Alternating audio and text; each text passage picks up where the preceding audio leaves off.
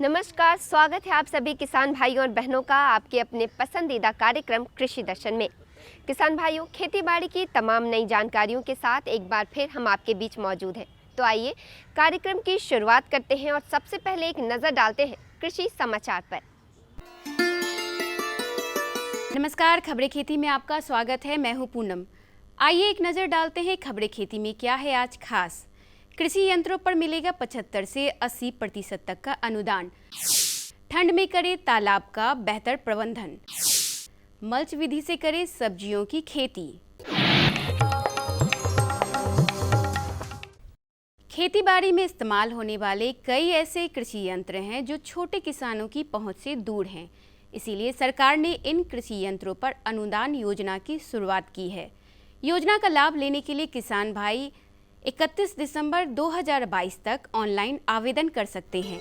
इस योजना के तहत happy seeder, super seeder, cultivator जैसे कृषि यंत्रों पर सामान्य वर्ग के किसानों को 75% एवं अनुसूचित जाति जनजाति के किसानों के लिए 80% तक का अनुदान मुहैया कराने का प्रावधान है।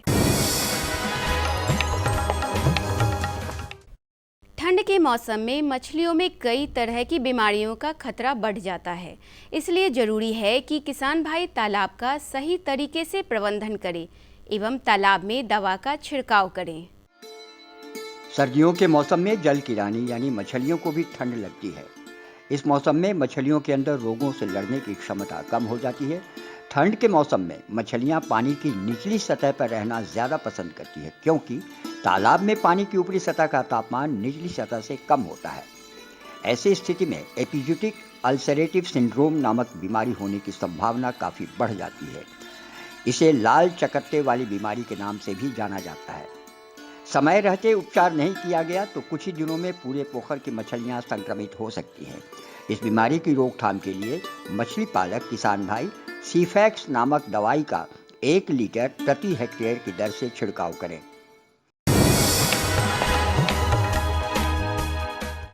किसान भाइयों, कृषि कार्य में निरंतर शोध हो रहे हैं। नई नई तकनीकें खोजी जा रही हैं ताकि खेती से संबंधित वर्तमान चुनौतियों से हमारे किसान भाई निपट सके। ऐसी ही एक तकनीक है मल्चिंग यानी पलवार।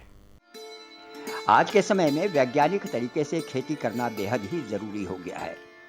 किसान भाई इसी खरपतवार की मदद से मेड़ पर क्यारियां बनाकर सब्जियों की खेती करते हैं, तो इससे पानी की बचत तो होती ही है, साथ ही एक साथ 2 फसल प्राप्त भी कर सकते हैं।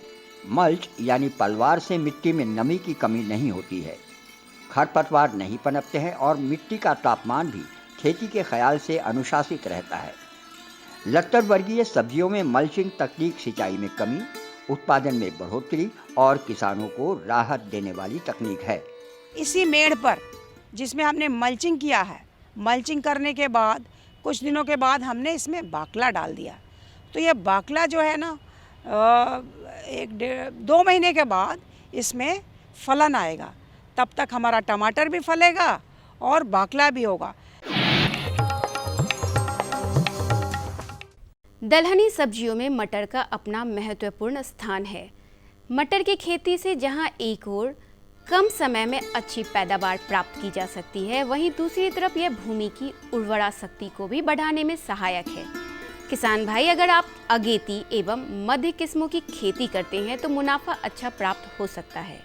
मध्य किस्मों में आज़ाद मटर BL 3 एवं आर का संपूर्ण है, वही काशी नंदिनी, अर्किल, अर्ली दिसंबर, जवाहर मटर 3, जवाहर मटर 4 अगेती की उन्नत किस्में हैं।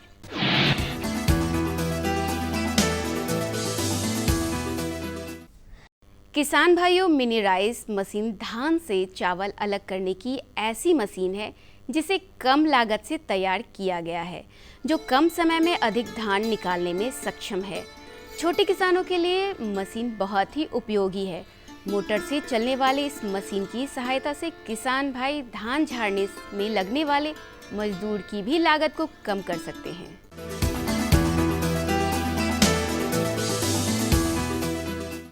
खेती की खबरों में आगे बढ़ते हैं और आपकी मुलाकात करवाते हैं एक सफल किसान रामबीर चौरसिया से, जो हाजीपुर के रहने वाले हैं। रामबीर नर्सरी का कारोबार करते हैं और यह अपने नर्सरी में जैविक विधि से पौधा तैयार करते हैं। वैसे तो रामबीर अपनी नर्सरी में विभिन्न प्रकार के फल फूल के पौधे तैयार करते हैं, लेकिन इनके द्वारा आम की विशेष तरह की तैयार की गई प्रजाति की मांग बाजार में काफ़ी है, जिसे लोग दूर दूर से खरीदने आते हैं। आइए अब एक नज़र डालते हैं मंडी भाव पर। आइए एक नज़र डालते हैं राजधानी पटना के अंटाघाट सब्जी मंडी पर और जानते हैं आलू प्याज एवं हरी सब्जियों के ताज़ा भाव। नया लाल आलू 1900 रुपये प्रति क्विंटल, प्याज 2000 रुपये प्रति क्विंटल, बैगन 1600 रुपये प्रति क्विंटल, मटर 2800 से 3000 रुपये प्रति क्विंटल, टमाटर 1600 रुपये प्रति क्विंटल और फूल गोभी 1800 से 2000 रुपये प्रति क्विंटल। कैसा रहेगा अगले 24 घंटे में राजधानी का तापमान, एक नज़र डालते हैं मौसम के मिजाज पर। मौसम विज्ञान केंद्र पटना से प्राप्त जानकारी के अनुसार अधिकतम तापमान 23 डिग्री सेल्सियस और न्यूनतम तापमान 11 डिग्री सेल्सियस के आसपास बना रहेगा। किसान भाइयों को सलाह दी जाती है कि यदि उनकी गेहूं की फसल लगभग 25 दिन की हो गई है तो आवश्यकता अनुसार फसल में पहली सिंचाई करें तथा 3-4 दिन के बाद नत्रजन की शेष मात्रा का भी छिड़काव अवश्य करें। साथ ही समय पर बोई जाने वाली सरसों की फसल में भी सिंचाई की सलाह किसान भाइयों को दी जाती है। तो किसान भाइयों, अभी आपने कृषि समाचार के माध्यम से खेती की नवीनतम तकनीक, सूचनाएं, सफलता की नई कहानी और मौसम का हाल जाना। इसी के साथ यहाँ पे वक्त हो चला है एक छोटे से विराम का। विराम के बाद हम जल्द लौटेंगे, आप बने रहें हमारे साथ। अरे भाई, सुना नहीं क्या?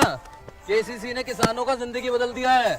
देश के छोटे किसान 1,60,000 रुपये तक का कर्ज बिना किसी गारंटी को ले पाएंगे। ब्याज खोरों से भी पीछा छूटा। मैं तो जैविक खेती का पूरा सामान मंगा लिया।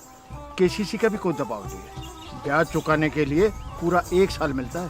समय पर भुगतान करने पर केवल 4% के सालाना ब्याज पे लोन मिल गया मुझे। अपना आधार कार्ड, लेटेस्ट फोटो और जमीन के कागजात लेके अप्लाई करो बस। और नामांकन भरने के लिए जेब भी ढीली नहीं करनी पड़ी।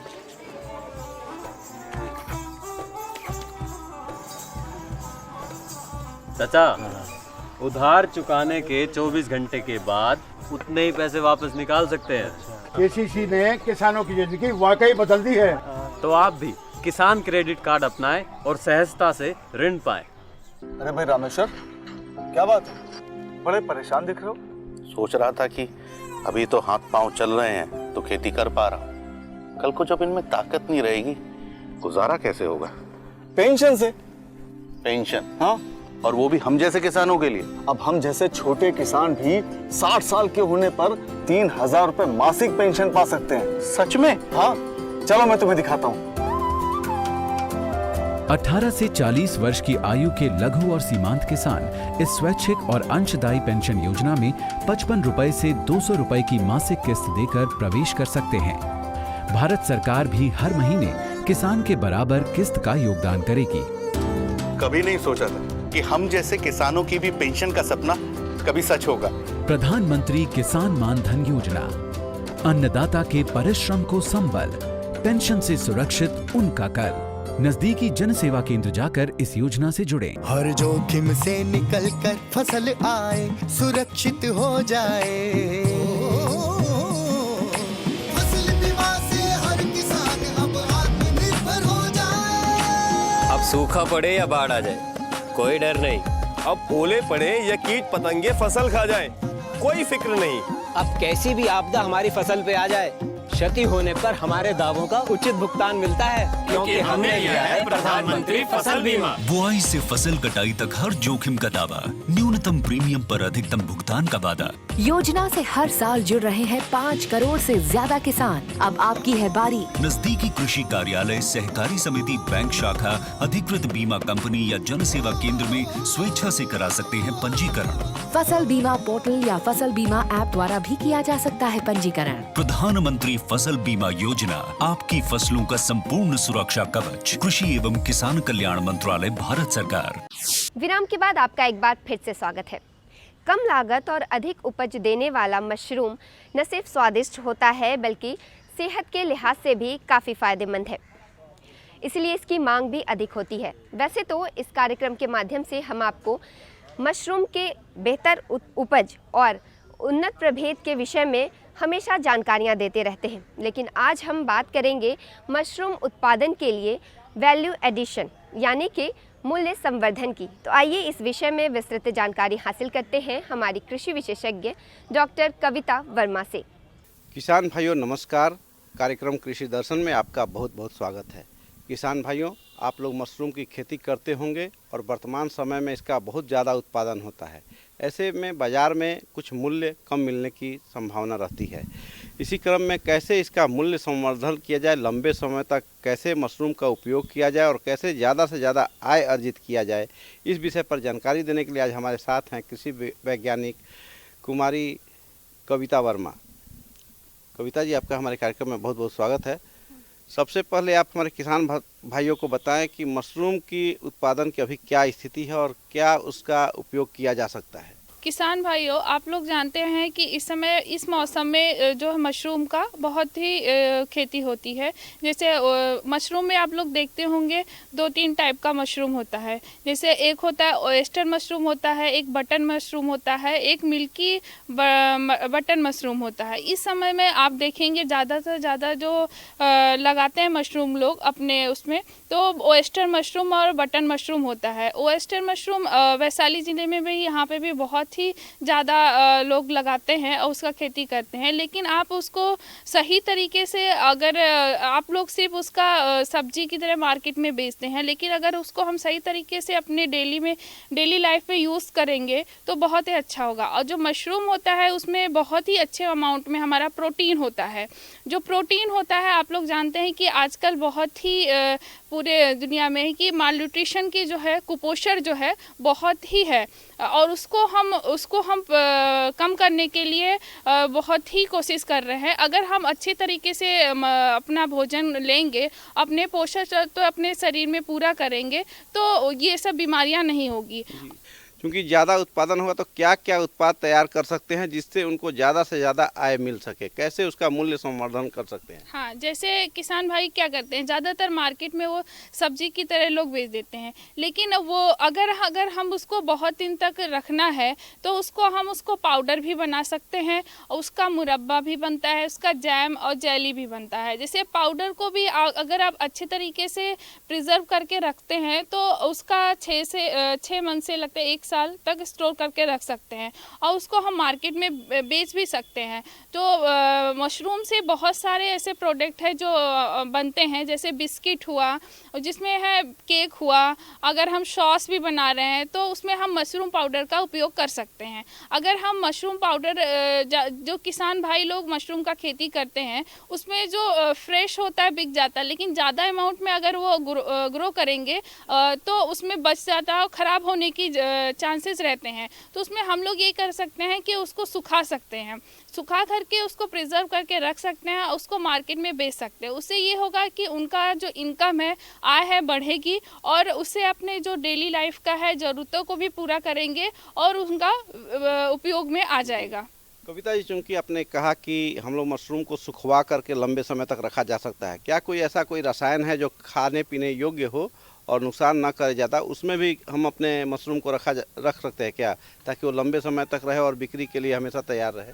हाँ, जैसे मैंने बोला कि पाउडर अगर हम रखते हैं उसको प्रिजर्व करके, तो जो पाउडर का, जैसे मैं एक बार बता देती हूँ कि पाउडर को हम कैसे है बना के रखते हैं, लेकिन किसान भाइयों को नहीं पता होता है उसको सही तरीके से हम कैसे पाउडर बना के रखें। आप लोग देखेंगे अगर हम पाउडर बनाएंगे तो 1 किलो मशरूम में लगभग 100 ग्राम उसमें मशरूम पाउडर तैयार होता है। तो और जो है इसका जो मार्केट वैल्यू है बहुत ही अच्छी है, 1500 से 2000 रुपये पर केजी इसका पाउडर मिलता है। और जैसे उपयोग में ये है कि अगर हम मशरूम पाउडर को प्रिजर्व करके रखते हैं तो उससे बहुत सारे प्रोडक्ट बना सकते हैं, जैसे केक में हुआ, सूप में भी बना सकते हैं, इसके बिस्किट भी बना सकते हैं। अगर लोग जो बिस्किट बनाते हैं उसमें जैसे मैदे के साथ साथ उसमें मशरूम का अगर मात्रा मिला देंगे तो उससे ये होगा कि उसमें प्रोटीन की मात्रा अच्छे हो जाएगी और वो हमारे शरीर के लिए नुकसान नहीं होगा। और मैदा, अगर हम सिर्फ मैदे का बिस्किट बनाते हैं तो हमारे शरीर के लिए अच्छा नहीं होता है। और जैसे मैंने किया कि उसका जो हम मुरब्बा बनाते हैं, ओयस्टर मशरूम का हमारे किसान भाइयों उसका मुरब्बा नहीं बनाते हैं, ज़्यादातर बटन जो मशरूम होता है उसका मुरब्बा बना सकते हैं और उसको हम स्टोर करके रख सकते हैं और उसको मार्केट में हम बेच भी सकते हैं। और उसको ये होगा कि उसका जो न्यूट्रिशन वैल्यू है आपको साल भर मिलेगा। और अगर से आपको सेल इतना नहीं होता है तो आप अपने लिए रख सकते हैं।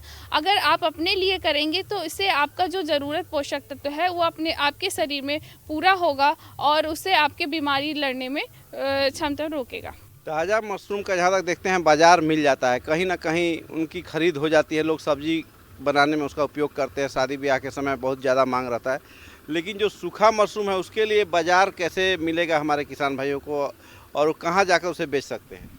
हाँ, उसके लिए आप जैसे कृषि विज्ञान से भी संपर्क कर सकते हैं और बहुत सारे ऐसे ग्रोअर होते हैं जो प्रोडक्ट बनाते हैं, उनसे आप मिल के और मार्केट में उसका सेल कर सकते हैं। उनको बहुत सारे ऐसे लोग हैं जिनको मिल भी नहीं पाता है कि इतना पाउडर आवश्यकता अनुसार, अगर हम आवश्यकता अनुसार मारेंगे तो उसकी ज़रूरत भी उनका पूरा कर सकते हैं। और मार्केटिंग के लिए बहुत ही ज़रूरी है कि अगर हम कोई चीज़ बनाते हैं तो उसकी मार्केटिंग भी बहुत ज़रूरी होती है। तो उसके लिए हम अपने जो हमारे यहाँ लोकल हैं बिस्किट वगैरह जो शॉप है वहाँ भी पता कर सकते हैं कि हम कहाँ, अगर उनको उपयुक्त है तो वहाँ पे भी उनको प्रोवाइड करा सकते हैं, उससे हमारा पैसा बढ़ेगा। कविता जी, मशरूम के मूल्य संवर्धन के बारे में और क्या खास जानकारी आप देना चाहती हैं हमारे किसान भाइयों को? हाँ, मूल संवर्धन जैसे मैंने कहा उसका सेल्फ लाइफ बढ़ेगा और उसका न्यूट्रिशन वैल्यू बढ़ेगा और ये होगा कि अगर अपनी आय में उसकी बढ़ोतरी होगी। और आप लोग देखते हैं कि मशरूम का ज़्यादातर लोग क्या सब्जी ही बना के खा रहे हैं, उससे ये होगा लोगों को आप ये बता सकते हैं कि मशरूम से बहुत सारे तरह के पकवान बना सकते हैं और अपने डेली लाइफ में साल भर उसका उपयोग कर सकते हैं। अगर नहीं तो ज़्यादातर लोग जब सीज़न होता है तभी मशरूम का उपयोग करते हैं और सीजनल नहीं खाते हैं। और जैसे मैंने बोला, पाउडर के अलावा मशरूम को ऐसे भी सुखा के ड्राई करके रख सकते हैं, जब उसका सब्जी और भी जब सीजन ना रहे तो उसको अगर सब्जी बनाना है तो उसको गर्म पानी में 3 से 4 मिनट भिगा के इसके बाद जैसे हम सब्जी बनाते हैं उसमें उपयोग में ला सकते हैं। तो किसान भाइयों, कविता वर्मा जी ने बहुत अच्छी जानकारी दी मशरूम के मूल्य संवर्धन के बारे में। उम्मीद है आप इनके सुझावों से लाभ उठाएंगे। कविता जी, आपने इतनी अच्छी जानकारी दी, इसके लिए आपका बहुत बहुत धन्यवाद। तो किसान भाइयों, अभी आपने मशरूम उत्पादन के लिए वैल्यू एडिशन की विस्तृत जानकारी हासिल की। आइए इसी के साथ चलते हैं कार्यक्रम के अगले भाग में, जहां हम जानेंगे रबी के मौसम में बागवानी फसलों में किए जाने वाले शस्य क्रियाओं के विषय में। तो ये जानकारी देने के लिए हमारे साथ मौजूद हैं हमारे कृषि विशेषज्ञ डॉक्टर जितेंद्र चंद्र चंदोला। किसान भाइयों नमस्कार, स्वागत है आपका कृषि दर्शन कार्यक्रम में। मैं हूँ कोमल। आज के अंक में हम जानेंगे बागवानी फसलों के शस्य क्रियाओं के बारे में। तो आज के अंक में हमारे साथ हैं डॉक्टर जेसी चंदोला, जो एक उद्यान विशेषज्ञ हैं। सर, स्वागत है आपका हमारे कार्यक्रम में। सर, हमारा पहला क्वेश्चन है कि बागवानी फसलों में इसकी देखरेख कैसी करनी चाहिए? जैसे कि आपने बताया कि रबी के मौसम में बागवानी फसलों में कि कौन कौन सी शस्य क्रियाएँ करनी चाहिए।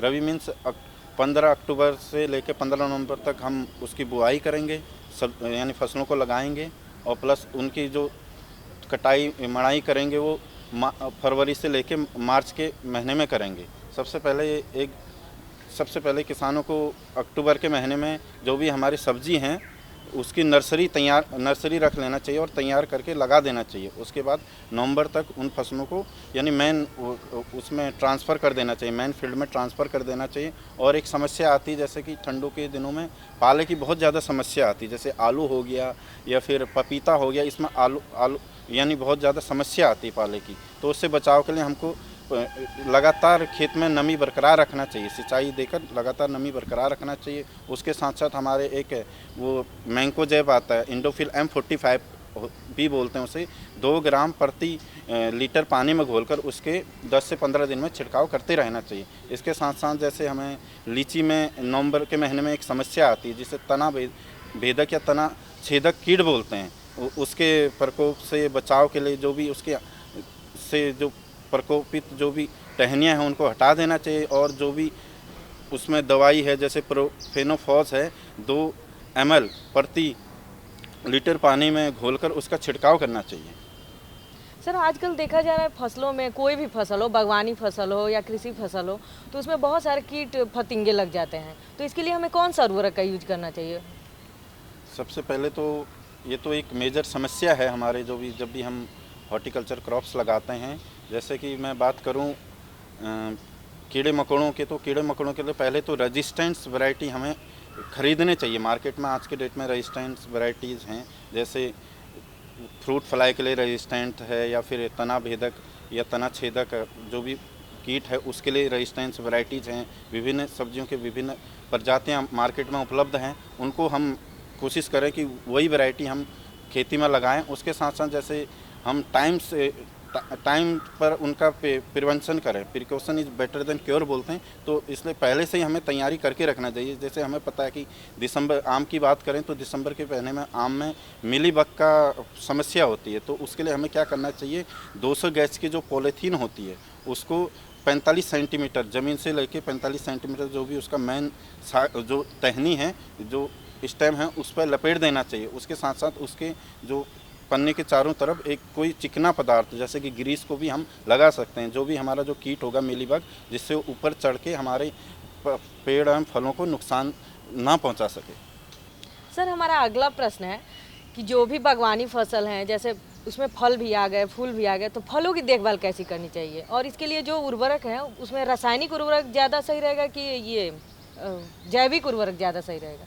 जैसे कि उर्वरक की बात करें तो उर्वरक में हमारा जो मुख्यतः हम नाइट्रोजन, फास्फोरस, पोटासी हम मेनली फलों के पौधों को देते हैं।